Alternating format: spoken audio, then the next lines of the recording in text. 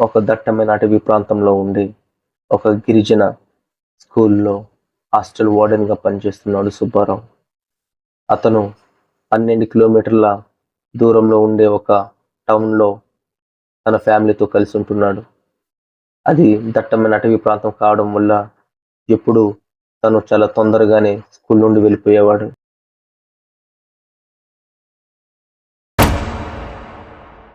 ఎప్పుడైనా ఆలస్యమైతే తన మేనల్లుడు శివాని వెంట పెట్టుకుని వెళ్ళేవాడు. కానీ ఒకరోజు ఫుడ్ ఇన్స్పెక్షన్ కోసం అధికారులు వస్తున్నారంటే ఆ రోజు రాత్రి భోజనానికి అక్కడ ఉండాల్సి వచ్చింది. కారు మార్గమధ్యంలోనే పంచర్ అవడం వల్ల అధికారులు ఆ రోజు రాత్రి ఇన్స్పెక్షన్కి రాలేదు. సుబ్బారావు ఏమనుకున్నాడంటే వాళ్ళతో పాటే తను కూడా టౌన్కి చేరుకోవచ్చు అనుకున్నాడు. కానీ అలా జరగలేదు. అప్పటికి సమయం 7:30 అవుతుంది. వంట వాళ్ళతో రేపు ఏం వండాలో చెప్పి స్కూటర్ని స్టార్ట్ చేసి బయలుదేరాడు సుబ్బారావు. ఊరు దాటుతూ ఒకసారి వెనక్కి తిరిగి చూశాడు. గట్టిగా అరుస్తున్న కుక్కల శబ్దాలు తప్పితే ఎటువంటి మనుషులు అలికిడి అనేది అతనికి వినిపించలేదు. ఎందుకంటే అది ఒక ట్రైబల్ ఏరియా కావడం వల్ల అక్కడుండే జనాలు చాలా వేగంగా నిద్రపోయేవారు. అది దట్టమైన అడవి ప్రాంతం మధ్యలో వెళ్ళే రోడ్డు కావడం వల్ల అతనికి చాలా భయం వేసింది.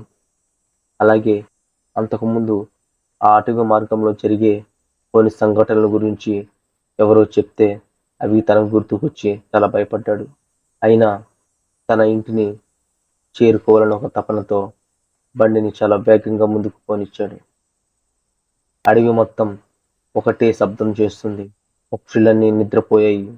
కానీ ఒక్క గుడ్లు గూబ తప్పితే అది ఎక్కడికి వెళ్ళినా తన శబ్దంతో సుబ్బారావును భయపెట్టసాగింది. దూరం నుండి ఎక్కడో ఉన్న ఒక నక్క తనను పిలుస్తున్నట్టుగా అనిపిస్తుంది సుబ్బారావుకి. కీచురాళ్ళు తన వెంటే పంచమూవల శబ్దంతో వెంబడిస్తున్నట్టుగా అనిపించింది.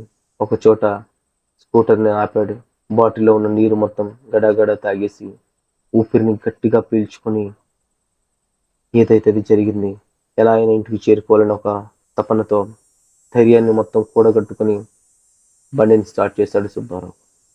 అది ఒక 3 రోడ్ల జంక్షన్. ఒకవైపు పాడుబడ్డ బస్ షెల్టర్, మరోవైపు రోడ్డు కవతల పాడుబడ్డ బావి. చాలా మంది ఆ ప్లేస్కి వెళ్ళాలంటే భయపడతారు. పొద్దుపోయాక ఎవరు కూడా ఆ మార్గాన ఒంటరిగా ఎవరు ప్రయాణించరు.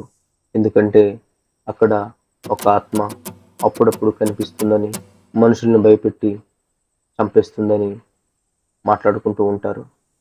అందుకే సుబ్బారావు అంతలా భయపడేది. రానే వచ్చింది ఆ జంక్షన్. ఒక్కసారి గాడెవంత నిశ్శబ్దమయ్యింది.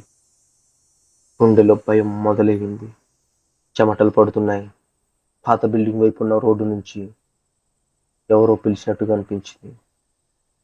ఒక్కసారిగా బండి ఆగిపోయింది. గుండె జారిపోయింది సుబ్బారావు. ఎవరా అని చుట్టూ చూశాడు. కానీ ఎవ్వరూ కనిపించలేదు. కాసేపటి తర్వాత ఒక పాప తెల్లని గౌను వేసుకుని, కాళ్ళకు పట్టీలు వేసుకుని తన వైపే నవ్వుకుంటూ దగ్గరికి వచ్చింది. తనకు కూతురు లేకపోవడం వల్ల ఆ పాపను చూడగానే పెంచుకోవాలనిపించింది సుబ్బారావుకి.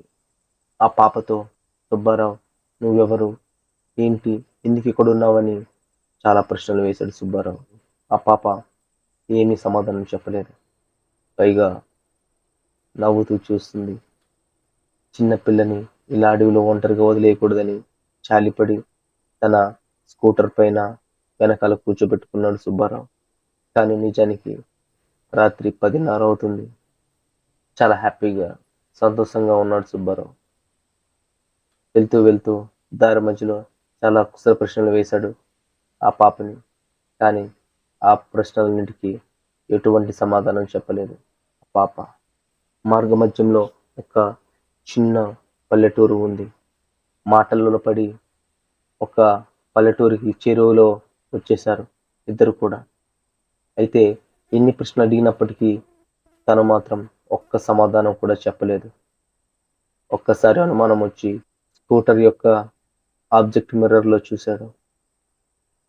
కానీ అక్కడ పాప కనిపించలేదు. పాప కంటే భారీ సైజులో కూర్చున్న ఇంకో అమ్మాయి కనిపించింది. కానీ ఈసారి అందంగా కాదు, చాలా వికృతంగా కనిపించింది. అది చూసి భయపడి చాలా వేగంగా బండిని తోలుకెళ్ళి స్కిడ్ అయి పడిపోయాడు సుబ్బారావు. తర్వాత లేచి చూసేసరికి అక్కడ ఎవరూ కనిపించలేదు. సుబ్బారావుకు ఒళ్ళంతా చెమటలు పట్టాయి. భయంతో గుండె చాలా వేగంగా కొట్టుకుంటుంది. ఇంతలోనే తలుపును ఎవరో బలంగా గుద్దుతున్నట్టుగా లోపల పడుకున్న ఒక ఆవిడికి వినిపించింది.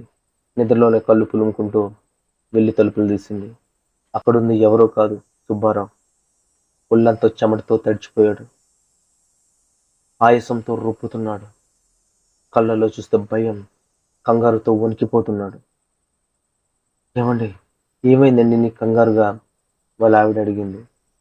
ఏం కాలేదు, పద లోపలికి ఒక్కసారి అని వెళ్ళిపోయాడు. వెళ్ళిపోయి తలుపుల్ని చాలా గట్టిగా బలంగా మూసుకున్నాడు. వెంటనే వాళ్ళ ఆవిడ కిచెన్లోకి వెళ్ళి ఒక గ్లాస్ వాటర్ని తీసుకొచ్చి సుబ్బారావుకి ఇచ్చింది. దాన్ని సుబ్బారావు గడగడ తాగి అప్పుడు కాసేపు అయ్యాక నిమ్మలించాక అప్పుడు జరిగిందంతా చెప్పాడు. ఎందుకండి ఆ టైంలో మీరు వస్తారు? వీలైతే హాస్టల్లో స్కూల్లోనూ ఎక్కడ ఉండిపోవచ్చు కదండి, ఎందుకండి రావడం అని భార్య వారించింది. కానీ నిన్ను ఒంటరిగా వదిలి నేను ఉండలేను అని సుబ్బారావు భార్యతో చెప్పాడు. ఆ రాత్రి నిద్ర పట్టలేదు. ఆ రాత్రి తనకు విపరీతమైన జ్వరం వచ్చింది. తర్వాత స్కూల్కి వారం రోజులు సెలవు పెట్టి ఇంట్లోనే ఉండిపోయాడు సుబ్బారావు. ఫ్రెండ్స్, మీకు ఇటువంటి ఇన్సిడెంట్స్ ఎదురై ఉంటే కింద కామెంట్ చేయండి. మా వీడియో కనుక మీకు నచ్చినట్టయితే ఖచ్చితంగా లైక్ చేయండి, సబ్స్క్రైబ్ చేసుకోండి మా ఛానల్ని. Thank you. Good night to all. Bye.